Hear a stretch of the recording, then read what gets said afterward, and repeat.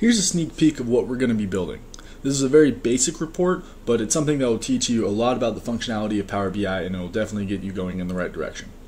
So first thing we're going to notice is we have a title here and a couple of cards that will explain just key metrics for the company. In this case, we're looking at a database that has sales data, so we're looking at total sales and total order data. That's something that's going to be very important to a sales company.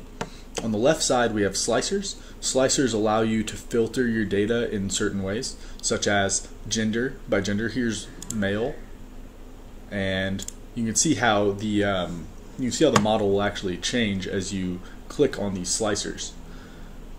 Or it takes a little while in my case because I have a lot of calculations running in the background. Or if you change the occupation, let's see all of the females who are working in, or their occupation is professional. Click on that and it will change the report to filter to what you were saying. You kind of get the idea there. Then next we have a basic line graph. This line graph shows the sales by week, 4-week average sales, 26-week average sales, and 52-week average sales. Very, very cool stuff. Next we have a running total of total customers every week. You can see that the customer base is growing and growing and growing. And finally, we have a tree chart.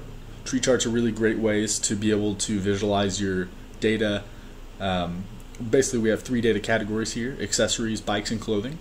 And you can see this is sized by how much has been sold for each category. So you can see accessories is the biggest, so it has $110,000, so it's the biggest polygon, biggest rectangle. Bikes is next biggest. So when you click on that, it also filters your data as well, which is really cool. So it basically acts as if everything on Power BI acts as a filter. Also, one more thing to note is you have this goal up here. Gauges are a very good way to see how close you are to reaching your goal. In this case, we set our goal at 40 million, and we are only a little over 29 million. So that's kind of a little quick preview of what we're going to be building. We will tackle this throughout the entire course, and by the end of it, you will know how to create this dashboard. So let's get started.